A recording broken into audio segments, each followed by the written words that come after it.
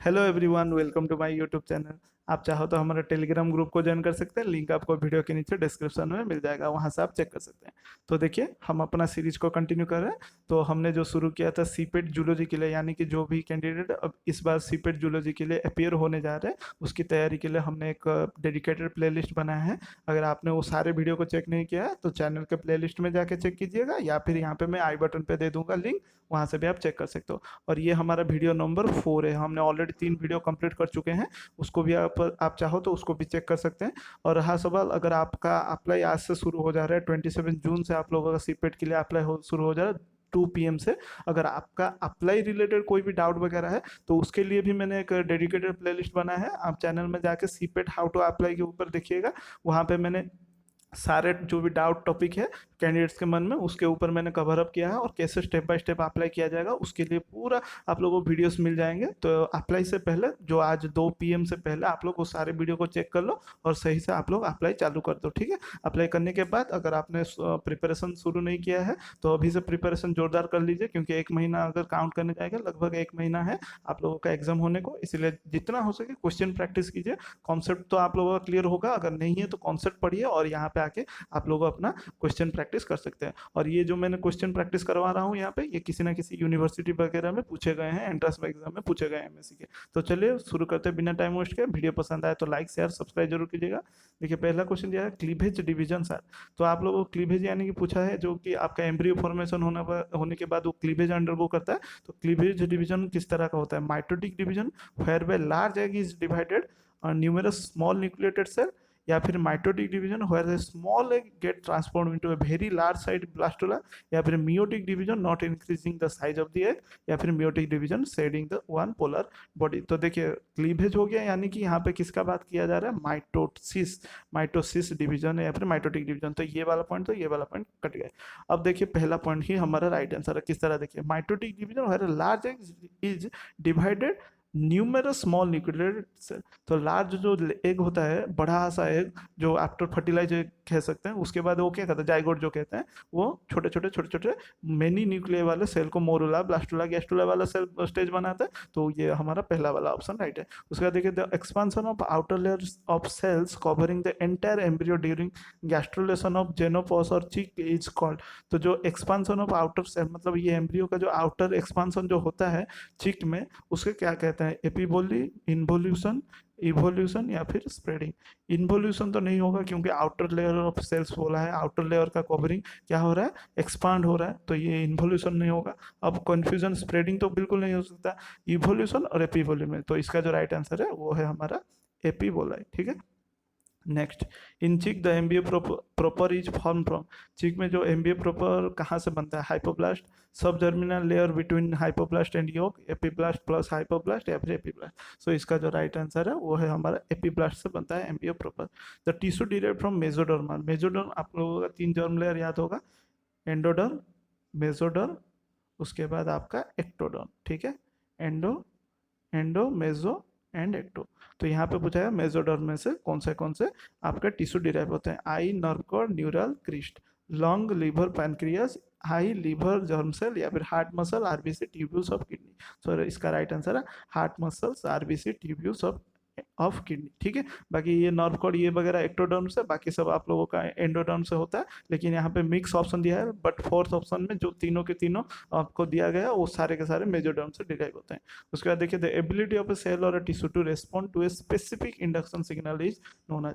कोई भी एक सेल का या फिर टिश्यू का स्पेसिफिक स्टिमुलस के और सिग्नल को और रेस्पॉन्ड करने को क्या कहते हैं? कॉम्पिटेंस, इक्विवेलेंस ग्रुप, रिसेप्टर, या फिर पोटेंसी, इसको कहते हैं कॉम्पिटेंस। उसके बाद देखिए, if A gene mutation causes lumbar vertebrae to get modified into thoracic vertebrae during embryonic development, each such transformation is termed as। यानी कि बोला जा रहा है, कोई एक जीन म्यूटेशन के वजह से जो लुम्बर वर्टेब्री है वो एम्ब्रियोनिक डेवलपमेंट के टाइम थोरासिस वर्टेब्री में चेंज हो जा रहा है या फिर मॉडिफाई हो जा रहा है, उसे क्या कहते हैं? Homeotic transformation, heterotypic transformation, transgenesis, या ट्रांसवर्जन, उसे कहते हैं होम्योटिक ट्रांसफॉर्मेशन। उसके बाद देखिए, regeneration involving reconstructing of the restructuring of the existing tissue with little growth is known as। so regeneration with restructuring of existing tissue with little growth, तो उसे क्या कहते हैं? आइमोर्फोसिस, मोर्फालेक्सिस, कॉम्पेंसेटोरी रीजनरेशन, एपिजेनेसिस उसे कहता है मोर्फालेक्सिस। उसके बाद देखिए विरिलाइजेशन इज कॉस्ट्यूट। विरिलाइजेशन किसके वजह से होता है? एक्सेस प्रोजेस्टेरॉन, या फिर आप लोगों का एक्सेस एंड्रोजन, एक्सेस एस्ट्राडियोल, या फिर लो एंड्रोजन। सो इसका जो राइट आंसर है वो है आप लोगों का एक्सेस एंड्रोजन के वजह से विरिलाइजेशन होता है। उसके बाद देखिए next, the cavity inside the blastula is called. Blastula के अंदर जो कैविटी होता है वो तो बहुत ही ईजी से आप लोग +2 से पढ़ते आए हो, उसे ब्लास्टोसिल कहते हैं। उसके बाद next question, species threatened with extinction are called. जो स्पेसीज अभी खतरे में हैं, जिनका अभी एक्सटिंक्शन होने का बहुत ही मतलब क्लोज है एक्सटिंक्शन होने के लिए, उनको किस तरह का प्रेसिस कहा जाता है? Endangered, endemic, vulnerable, rare species. उन्हें कहा जाता है एंडेंजर्ड। जिनको अभी अगर प्रोटेक्ट ना किया गया तो वो बाद में इन फ्यूचर एक्सटिंक्ट हो सकते हैं, पूरा वैनिश हो सकते हैं। उसके बाद देखिए नेक्स्ट, आप लोग the most productive zone of A lake comprises the.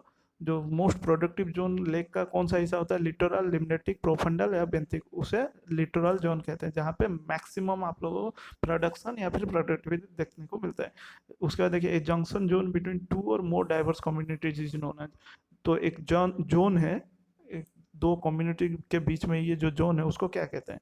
Gneiss, ecotone, habitat और बायो, उसे कहते हैं इकोटोन। ये transitional zone between to communities आपने पढ़े हुए आए हैं।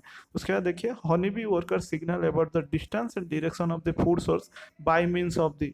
तो जो हनी बी होते हैं, हनी बी वर्कर, वो किस तरह से सिग्नल प्रोवाइड करते हैं फूड वगैरह। तो ये किस तरह से सिग्नल देते हैं कि फूड का डायरेक्शन एंड डिस्टेंस को जानने के लिए वो राउंड डांस करते हैं, वेगल डांस करते हैं या ट्रेम्बल डांस करते हैं। देखिए हनी भी जब भी फूड मिलता है, फूड का सोर्स, तो वो डिस्टेंस एंड डायरेक्शन को जानने के लिए मतलब सिग्नल किस तरह से देते हैं? ये तीनों के तीनों डांस करके, ठीक है। So all the above 3 types of dances, तब जाके मालूम चलता है फूड सोर्स कितना दूर और कितना डिस्टेंस में है। उसके बाद देखिए the dominant mail in A group of monkeys is called. Monkey में जो डोमिनेंट मेल ग्रुप होता है उसको क्या कहा जाता है? Alpha male, beta male, gamma male, delta male. उसे अल्फा मेल कहा जाता है। Species, specific order cue release by an animal, ठीक है। एक स्पेसिस का specific order cue cue release होता है by an animal that influence the behaviour of a conspecific is known as an. तो उसे क्या कहा जाता है? एक स्पीसीज का स्पेसिफिक ऑर्डर जो रिलीज होता है to influence other animals behaviour, उसे क्या कहा जाता है? Releaser effect pheromone, primer effect pheromone, allomone या फिर कैरोमोन, उसे कहा जाता है एलोमोन। ये ध्यान दीजिएगा, ये इंपॉर्टेंट क्वेश्चन है, ठीक है। आप लोगों को फेरोमोन लग सकता है, लेकिन ये इसका एलोमोन होगा right answer. Abiotic environment does not include air, water, autotroph, soil. तो इसका तो राइट आंसर है ऑटोट्रॉप। ऑटोट्रॉप में ये तो हो गया बायोटिक ना, ये बायोटिक। और एबायोटिक का मतलब क्या है? A means no, no biotic, bio means living, non living, ठीक है। सो ये एयर नॉन लिविंग है, वाटर नॉन लिविंग है, सॉइल नॉन लिविंग है, सिर्फ और सिर्फ ऑटोट्रॉप्स लिविंग है।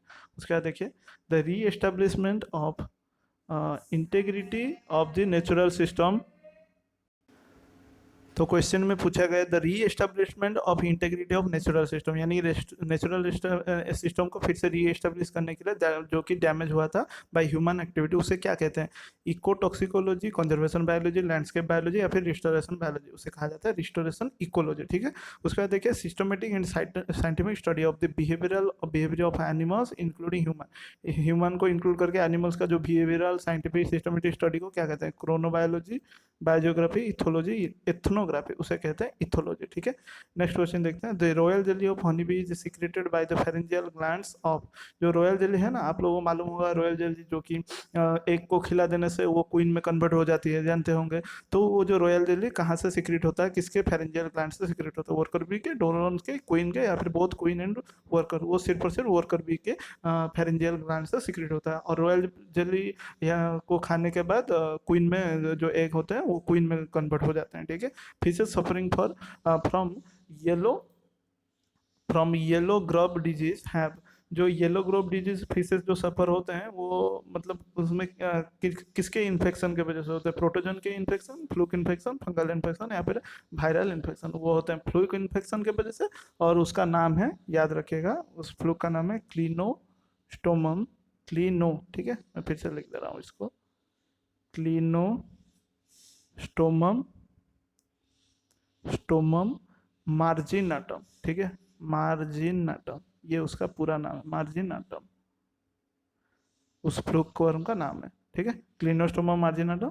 तो ये था आप लोगों के लिए कुछ मोस्ट इंपॉर्टेंट एमसीक्यू डिस्कशन।